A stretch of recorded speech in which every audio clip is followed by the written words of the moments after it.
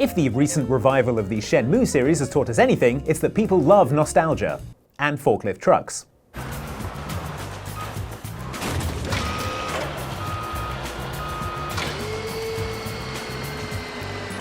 But not every series is as lucky as Shenmue. Plenty more beloved franchises are being kept alive only in cameos, DLC, free-to-play mobile games, or tech demos instead of the fully fledged sequels that fans have been clamoring for. Here are 7 heartbreaking examples of just that. Enjoy, and you know what, I am going to run a spoiler list, but it's pretty much 90% free-to-play mobile games, so I wouldn't worry too much.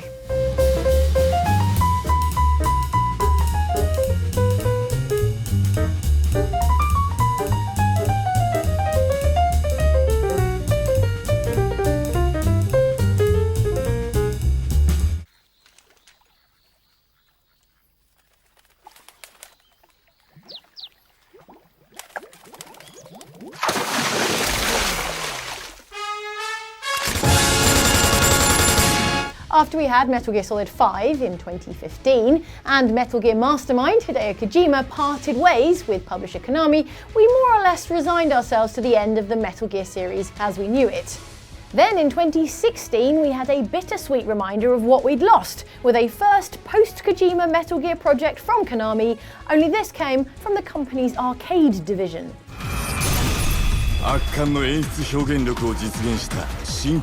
It was a Metal Gear Solid slot machine, which is, as far as I can tell, very cool, but also, and this I am sure of, very much not a proper Metal Gear Solid game.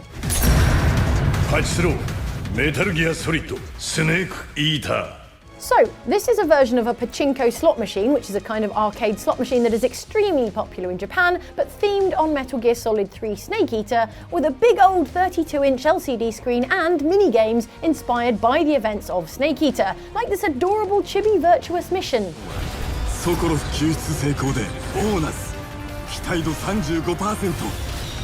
What's more, the Metal Gear Solid Snake Eater patchy slot machine included updated, overhauled cutscenes from MGS3 for the benefit of pachinko parlor patrons and anyone who wondered how snazzy a Snake Eater remake might look these days.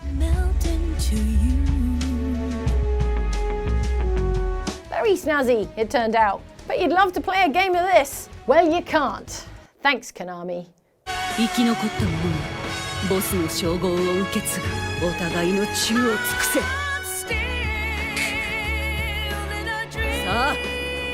Beyond that, there's been nothing to tide over hungry Metal Gear fans except Metal Gear Survive, which is a bit like giving a plastic steak to a starving wolf. It might look a bit like the real thing, but you're only going to make it angry.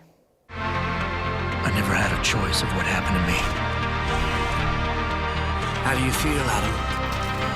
The body may heal, but the mind is not always so resilient. Deus Ex and Final Fantasy Brave Exvius don't have a great deal in common. It's pretty much just the X in the title.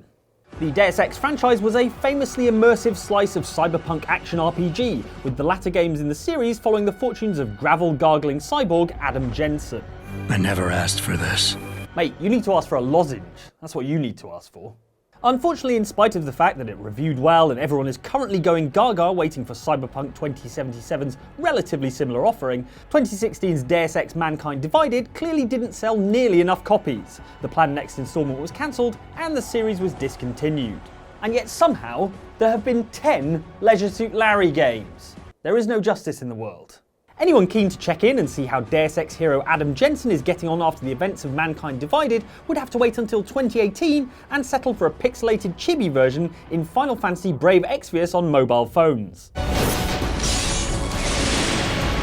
That is the most adorable, vengeful cyborg murdering machine I've ever seen.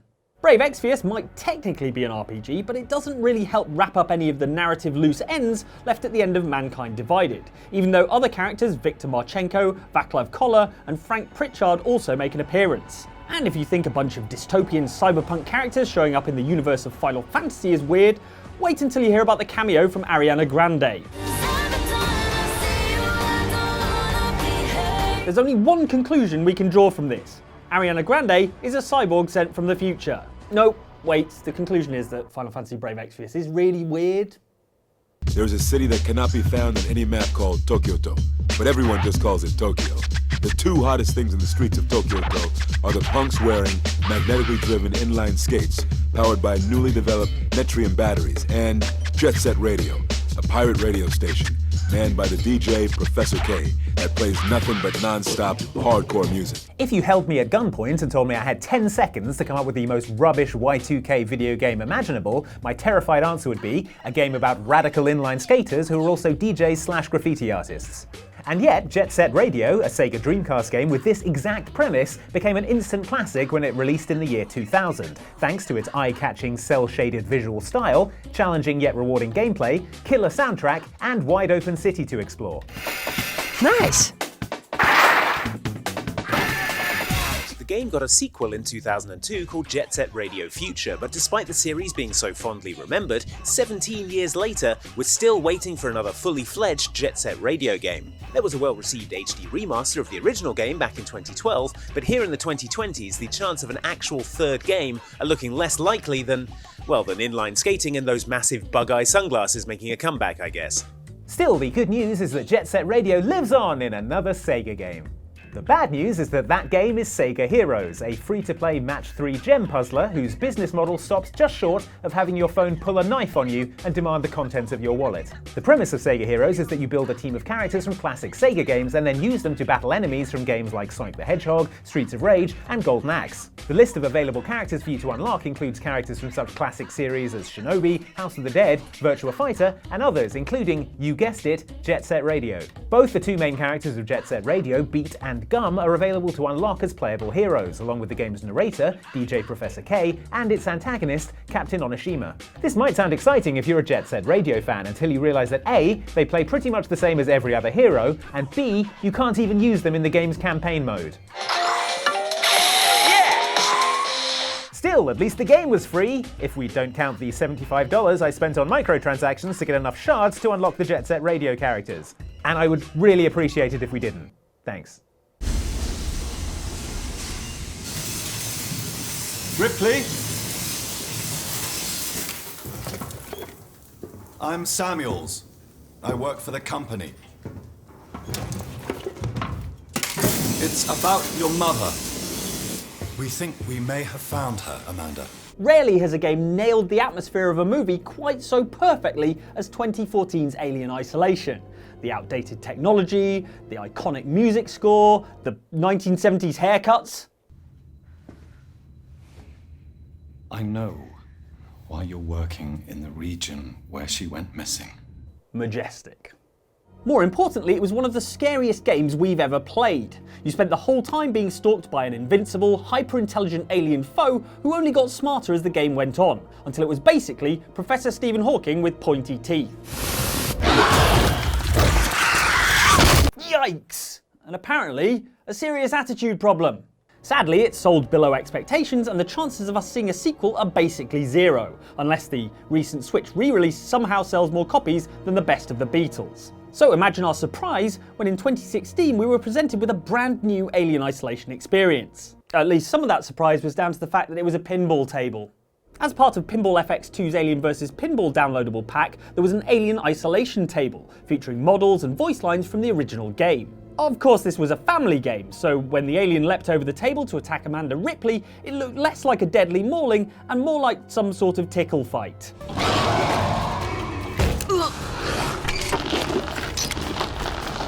Still, there were moments of genuine terror and stress, like frantically trying to keep both balls in play during a multi-ball. Is there anywhere safe left on the station? A cool crossover then, yes, but not exactly a fitting sequel to our favourite sci-fi horror game. Being a pinball table, it's also a lot more brightly lit than we remember the original game being.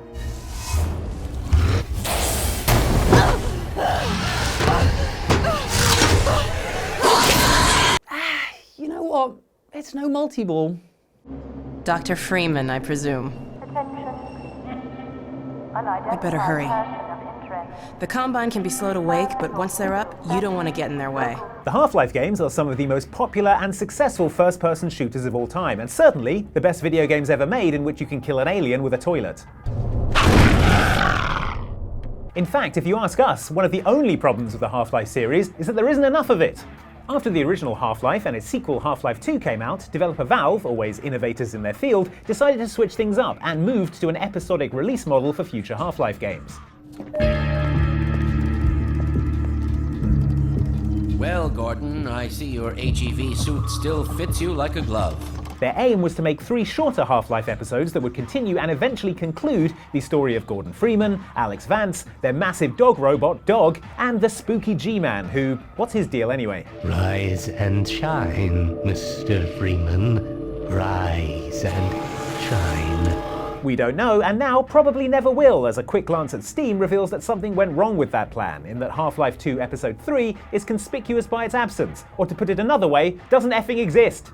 It was about the time of Half-Life 2 Episode 3's release that Valve's Steam distribution system really started to take off. Presumably after this, they could no longer find the computer with the Half-Life 2 Episode 3 code on it after it got buried under a giant pile of money, Bentleys, and gold-plated yachts.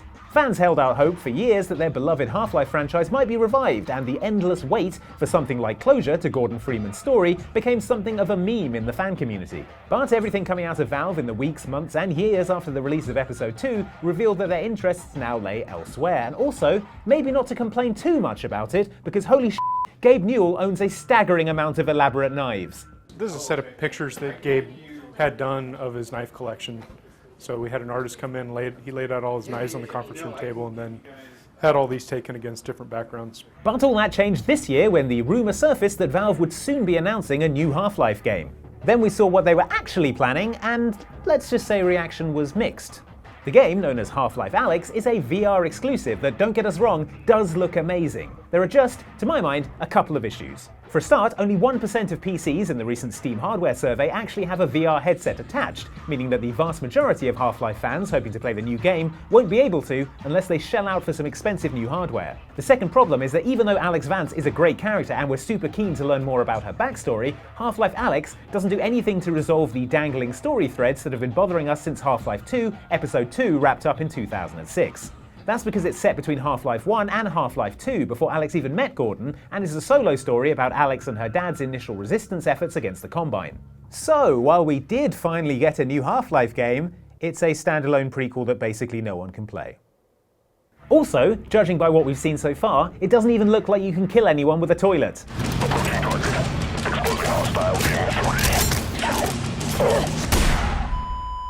You've forgotten the heart of this franchise, Valve.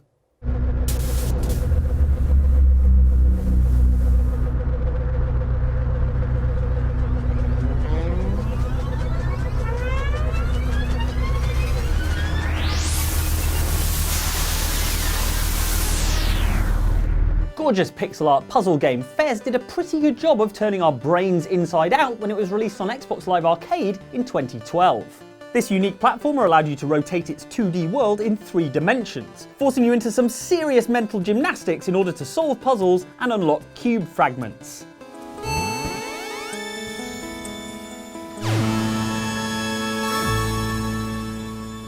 What's more, even if you'd wrapped your head around the central mechanic, it was crammed with more secrets than the guest book at Area 51, and long after you'd ostensibly finished the game, there were still many more puzzles to tackle. And all to the sound of one of the most hauntingly beautiful chiptune soundtracks in video games.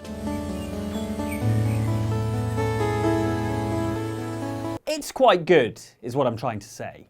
Naturally, we were hopeful for more of all this beautiful brain teasing, but to date the only time we've seen Fez hero Gomez return to video games is in a secret unlockable cameo in an obscure multiplayer King of the Hill game called Toto Temple Deluxe. Oh, it's Deluxe, is it? Alright, well that's fine then. It turns out Gomez isn't even a playable character in Toto Temple Deluxe. Instead, he's a custom skin for the goat that you're competing to capture and carry around on your head to win the game. Yes, a goat, and no, I'm not going to play Toto Temple Deluxe to find out why. We're not sure what's more depressing, the idea that this really is Gomez's last appearance in a video game, or that it could in fact just be a goat wearing a Gomez outfit. Sadly, either way, that's all we're going to see of Fez probably forever. While there was a Fez 2 in development for some time, developer Phil Fish cancelled the project in a huff on Twitter after an enormous argument with a games journalist. That's 2 things Twitter's ruined for me. My general faith in humanity, and Fez 2. Hello. and welcome to the Aperture Science Computer-Aided Enrichment Center. You are one of the lucky applicants to test our new vehicle-based test chambers. A banner year for human achievement. 2007 gave us the iPhone, Avril Lavigne's studio album The Best Damn Thing, and the first-person puzzle platformer for which we'd been waiting our entire lives, Portal.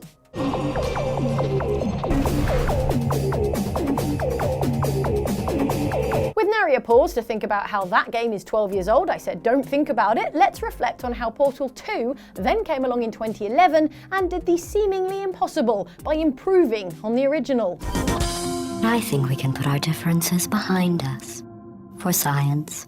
And fired up by the success of that 1-2 punch of Portal games, developer Valve took the series and sat on it. Test chamber completed. Continue testing. But you don't need me to tell you there hasn't been a Portal 3. Unless you're waking up from an 8-year coma with high hopes, in which case, I've got bad news for you. There hasn't been a Portal 3. In better news, there are several new Diet Coke flavours, Neville Longbottom turned out real handsome, and there is an engineering puzzle game in which you simulate the construction of bridges in the laboratories of Aperture Science. Ah yes, we are going to have a lot of fun together. It's got portals and turrets, and occasionally GLaDOS does a cameo. Hello, and welcome back to the Aperture Science Computer-Aided Enrichment Center. I know what you're thinking. Firstly, why isn't this Portal 3? And secondly, why would you need bridges to get across a gap in a world where you've got portals? And the answer to both is, there's always Blueberry Diet Coke. Excellent. Your ability to destroy without question is quite impressive. Thanks for watching this video about heartbreaking ways that your favourite game series live on. But you know what can mend that broken heart is more great videos from Outside Xbox and Outside Extra. How about this one here? This is a great one about fighting game characters who look cute and harmless but are actually absolute beasts. And down here is one from Outside Extra, which is about the puzzles that legally have to be in every game. It's the law, apparently. Didn't realise, but apparently you can go to prison if you don't put them in your game. So check that out. Thanks for watching.